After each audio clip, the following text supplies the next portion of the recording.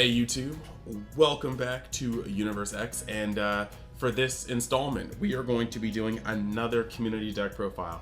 This time we will be doing it with a lesser known deck, not I believe, well, depending on the order. I'm actually trying to think which one goes first, this one or the other one, not quite sure. Honestly, not going to put that much thought into it. You're going to be in for a treat regardless of which video goes up first.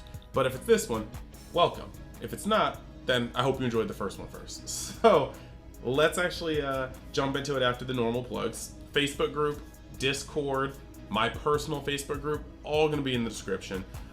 We should be done with spoiler week by the time this comes up, and so all the cards are out for display. Will be into our archetype breakdowns, maybe even some preliminary deck profiles, maybe even some live testing or just some recorded testing. We're going to get into it all. Last thing I wanted to say is that we are still very close to this massive YouTube threshold. Pretty much the first real step in any YouTuber's journey on just trying to make their brand. About 50 subs away from hitting 1,000. We're already at a pretty good amount of the other metrics needed for YouTube to have the partner. So every piece of support, it always matters, but it matters, I'm not gonna say a lot more now, it always matters. So once again, thank you if you've been supporting the channel this entire time, and if you're watching and like the content and think about subscribing, now maybe the time to press that button. I like to give back to the community that gives back to me, because this channel was not going to be anything without the people that watch it and support it. So once again, thank you guys, and hopefully Universe X gang just continues to grow. So with that being said, I have the owner of TCGMetalZ, formerly known as Spiral Maui Graphics, on the Discord waiting to show you the spice that he just topped with. Let's see, after this video gets out, probably about a week and a half ago.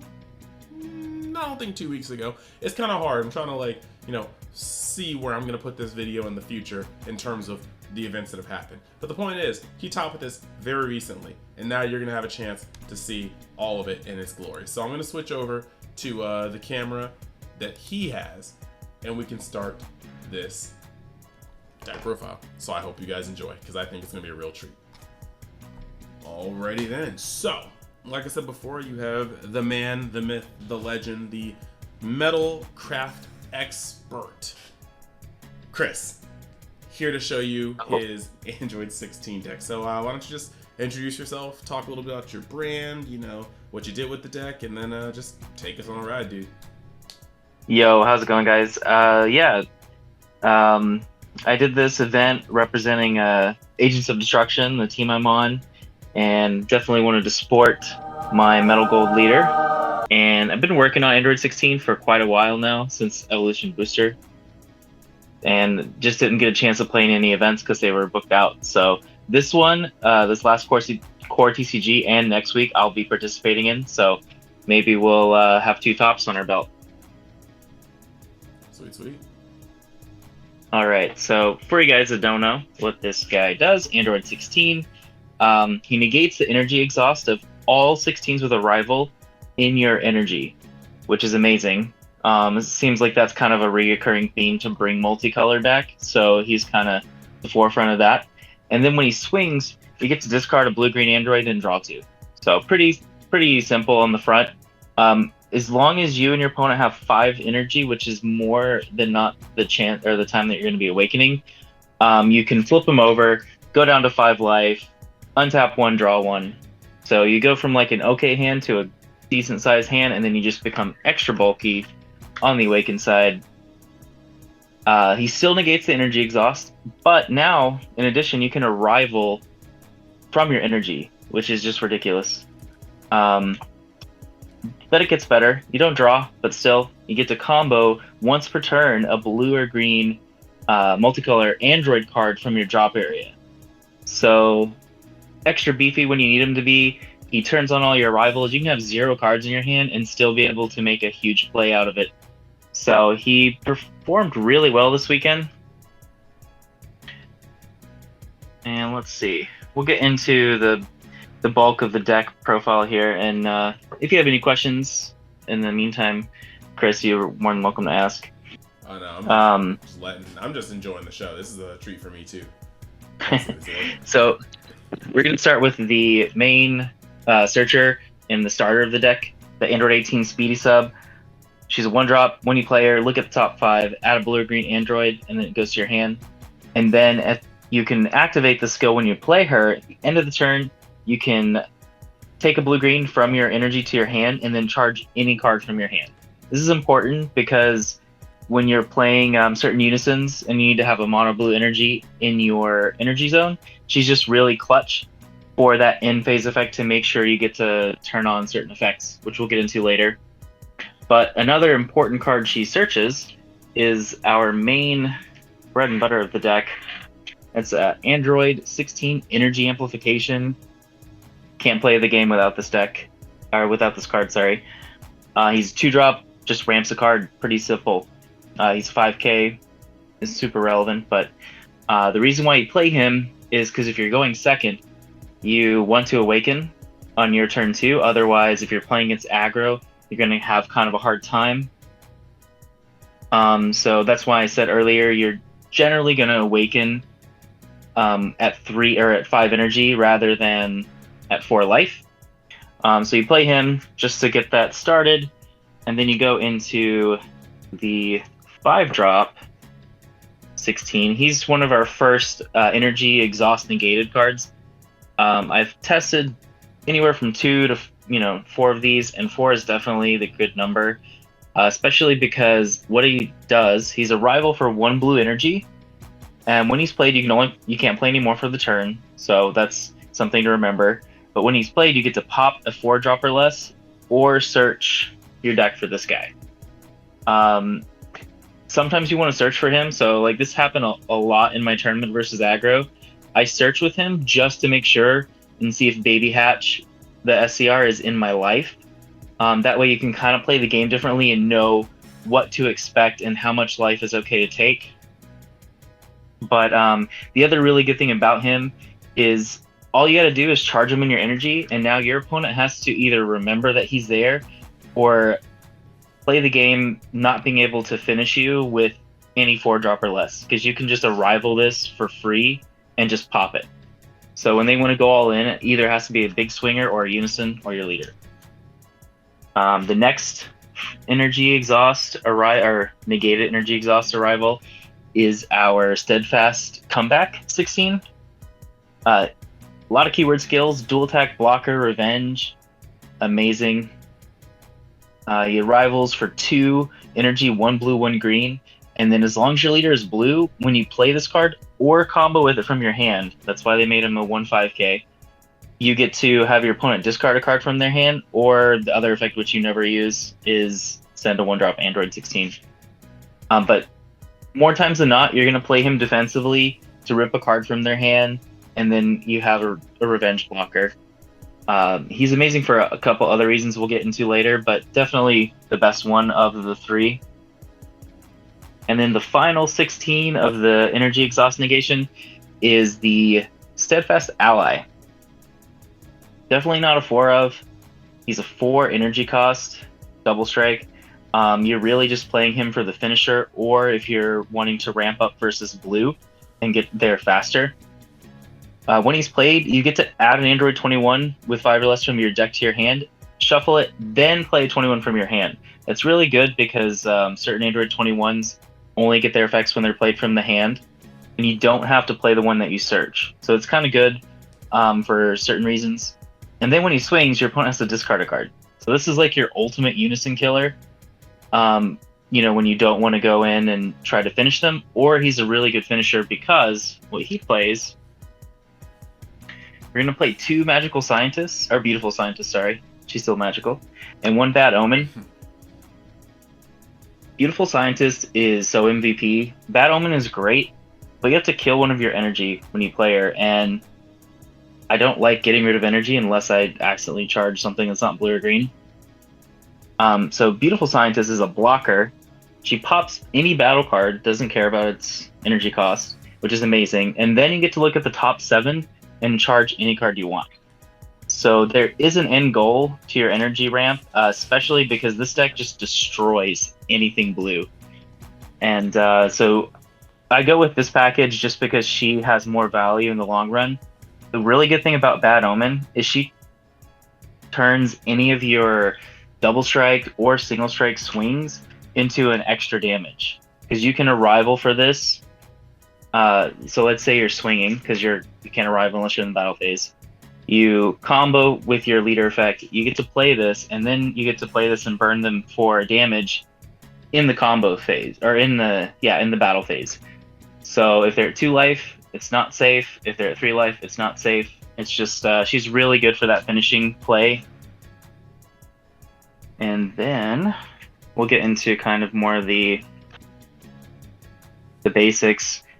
Super combo of choice is Android 18 Bionic Blitz.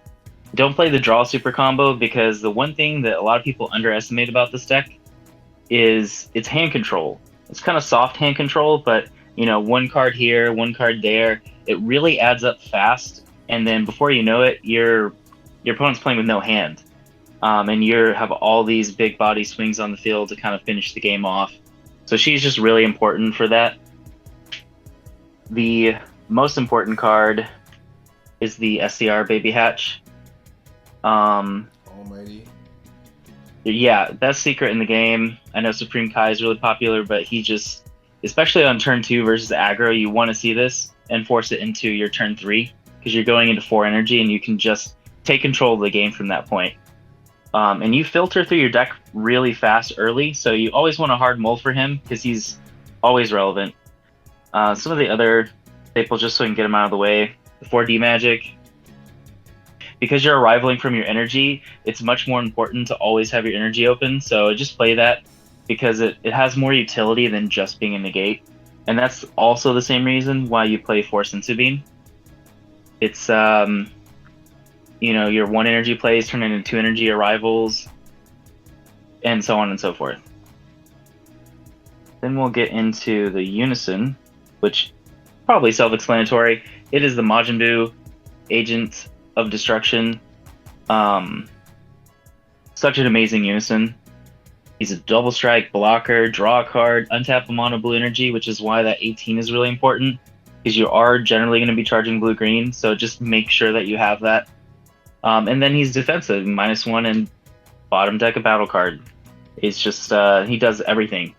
Especially when you're swinging on the offensive, and then you get to free combo. So he's generally always a 30k double strike, just a lot of pressure. And he makes that 7-drop play I was talking about earlier much more critical, since they can't really interact with the Unison unless you're playing against blue, you know, with that removal marker thing. And then he goes along with the 2 prospects and the 3 God Sealing. Pretty self-explanatory. I might play 3 for next week's event, but I don't know. It was good, and it was like okay at the same time. Dark Broly won't be a huge thing after this, so I don't know. And then the last few techs, play 1 assimilated ability. I didn't play him at all during the event, but I also didn't play against King Piccolo, which this card is just amazing against. I still wouldn't drop him, I don't think. He's just really good against Rogue as well. 2 of your finisher, the Android 17 and 18. A lot of people ask me, why do I play this? I'm like, because you win every game that you play that's not aggro with this card. Have you especially, yeah, exactly. Dual attack, double strike, deflect. When you play, it's probably one of the only barrier removals in blue. Gets rid of every battle card and sends them all to the warp, ignoring barrier. And then when he swings, you get to look at their hand, rip 2 cards out into their energy and rest mode, and then do it again. So it's just the ultimate finisher. I played against 2 blue the event and played them both games, and just it won the game. There was like no other, and then you get to untap an energy. So just in case they, oh yeah, I played this against King Vegeta too. But yeah, Violent Rays or anything, you're just like, okay, sure, you have no cards in your hand. So it's amazing. 2 of the Draw Ape. This card really sucks when you charge it, but you have to have it. Especially next format when hand control becomes more relevant. It's the reward definitely outweighs the risk. And you can always kill it in your energy with her. It just turns off your Unison play on turn 4 or turn 3. So, and then the last card, which is my tech choice, is Vial Creator.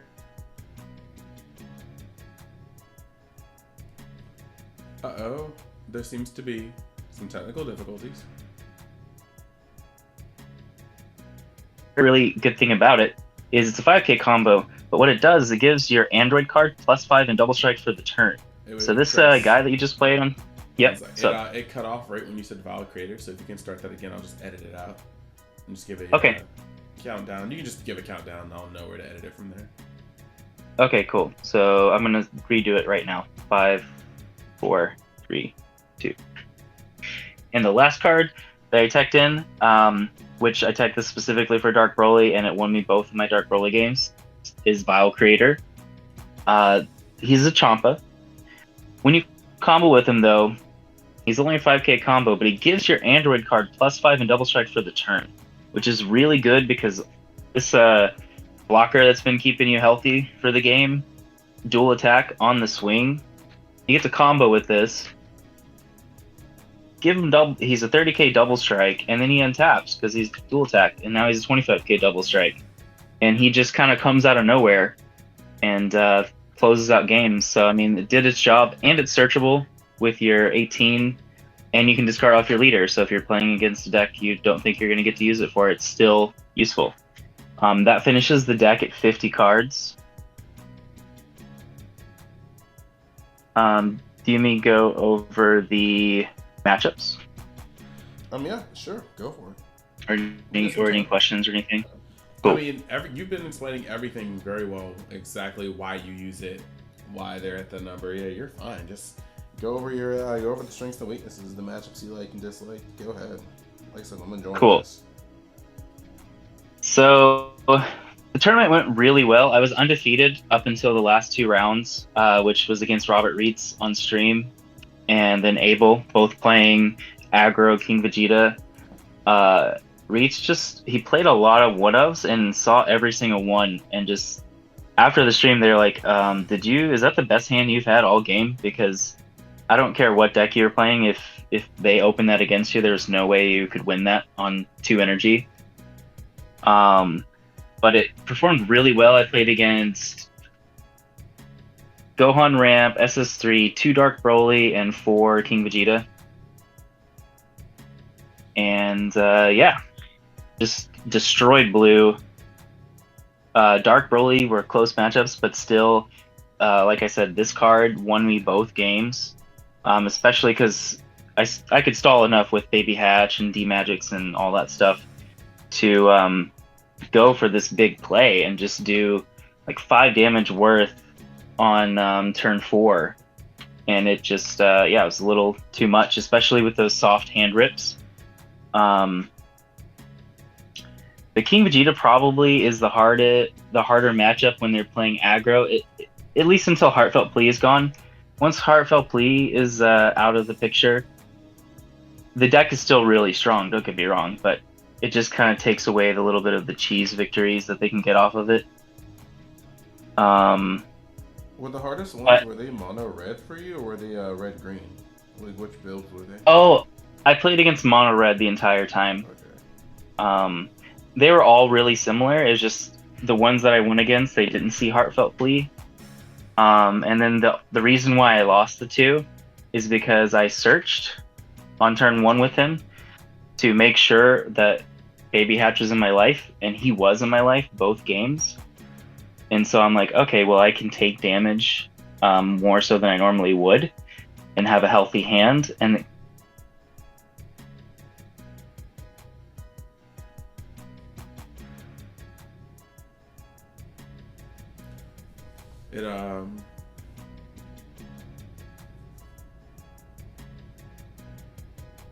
Red is really good because this card becomes a lot less relevant since they can just neg things.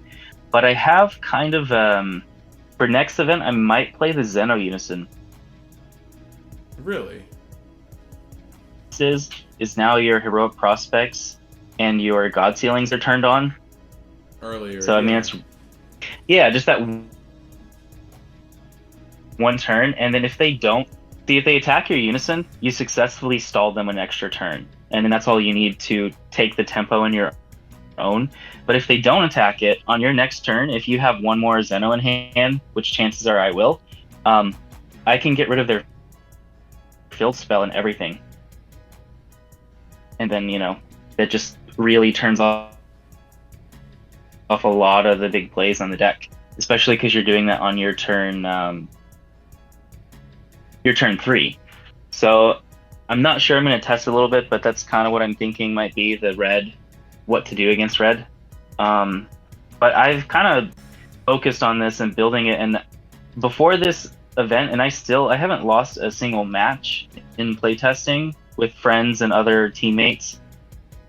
So this deck really thrives in best of 3. Best of 1, it's a little tough because, it just promotes people to play aggro and kind of balls to the wall and then just counter blue, since baby is kind of a thing. So some of the cards that hurt baby do affect this deck a little bit, but not enough.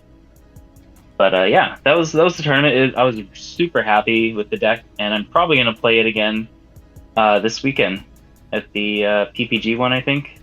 That's the one coming up on the 20-something, right? 24th? I do believe so. Yeah. So yeah, that's the deck profile. I definitely dig it. There was a lot of information, and it's definitely a deck you don't see much. A lot of people had a lot of thoughts about the deck, but when they saw the leader and the not drawing on either side, they kind of dismissed it. So it's really cool actually seeing the deck be put to use and effectively as well.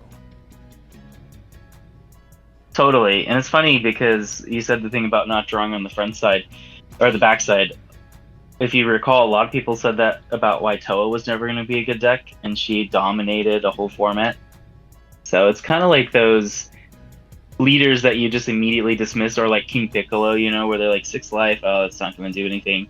And then all it takes is a good pilot to showcase the merits. I mean, good deck builder, good pilots. Some people will look at a card at face value and try to decide if it's even playable, when in reality what you need to do is sit down with the deck, actually play it, actually get some games in and see where it is before you dismiss it. So a lot of people are kind of like that right now, but I mean, I understand. It just, they're going to be a little bit behind when they get to sit at the table and actually play for real. So Totally. I know you're itching to see what that new 16 does. No, wait, it came out, didn't it? I think it came out. It was odd. He's okay. I might play 2 of them, maybe 3 at the most. The only reason I don't like him a lot is because he's revive, and revive only matters if they're KO'd. So you still have to discard a card from your hand, and you don't get to rip anything from your opponent's hand. So in the long run, you're kind of like nagging yourself a little bit. But he might be good only because he removes the Unison marker on the defense. So, I mean, as Unisons keep getting better, but he's okay. If he had your opponent discard a card when he's played using Revive, or you at least drew one, he would be a lot better. But if he's an SPR, I will play him because, it's got to be maxed out. No, you're right. Maximum bling. Well, thank you for getting on the channel again. Thank you for showing us the spice. Did you want to add anything else to the deck? Well, the deck profiling. That's pretty much it. Make sure, for sure though, you guys, we're doing a giveaway really soon, so keep your eyes out for that. Android 16 is on one of the polls for one of the gold leaders to get remade, so if you guys want to bling out like me with your Android 16 deck after you see this profile, make sure and vote for him. Sweet. And also, in the description, I'll leave a link to TCGMetalZ. Make sure you check that out. There's a whole lot of cool stuff on there. And it's not even just metal leaders. Like, Chris is really branching out his craft to all sorts of just card game apparel that you would just love to have. And it can be pretty personalized. So I would highly suggest looking into the site. Awesome. Thanks. And thank you guys. And hopefully you'll see me next week again with another deck profile. Excellent. All right, you guys have a great day. Thanks for stopping by. And if you like the content, think about leaving a like, a comment, maybe subscribing to the channel. And we will see you the next time inside Join Universe X. Later.